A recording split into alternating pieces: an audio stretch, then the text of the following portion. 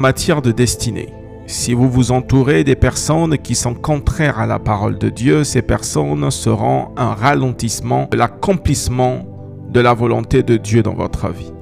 Quand vous lisez même l'histoire des enfants d'Israël, il y a eu beaucoup de ralentissements dans leur progrès parce qu'il y avait encore parmi eux des personnes qui faisaient des choses qui étaient contraires à la parole de Dieu. Quand vous êtes choisi et que vous faites des choses qui sont contraires à la parole de Dieu, l'ennemi profite pour vous abattre, l'ennemi profite pour vous ralentir, car la présence de Dieu ne sera plus au milieu de vous quand vous commencez à faire des choses qui sont contraires à sa parole. Voilà pourquoi Dieu parle de cette séparation, pour qu'il n'y ait pas de frein entre la manifestation de la puissance de Dieu et le péché des hommes au travers de leurs pratiques spirituelles. Mais c'est un principe. Celui qui ne suit pas la sainte doctrine ne peut pas être dans un même environnement que celui qui suit la sainte doctrine. Mais attention, n'entrons pas dans l'excès. On ne dit pas ici qu'on ne doit pas cohabiter avec des personnes qui sont contraires à la parole de Dieu. C'est pas ce qu'on dit.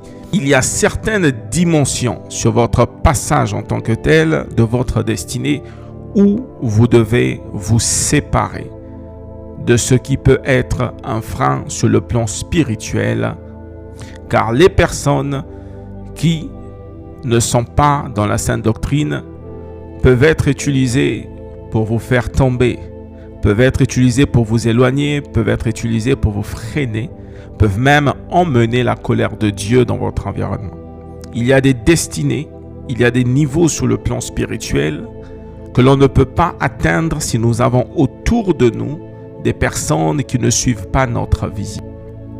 Le Seigneur Jésus-Christ lui-même, il a dit, il n'est pas venu pour apporter la paix. Il parlait d'une façon symbolique.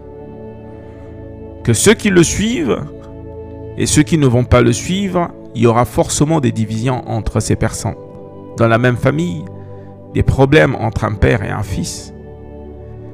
Parce que la vision que l'on reçoit quand on est dans la présence de Dieu est différente de notre point d'origine. À un moment donné, la séparation est importante.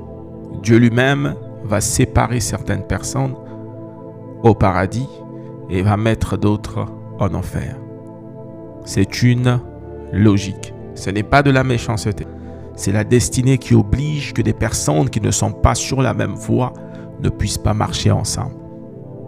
Que Dieu vous bénisse abondamment.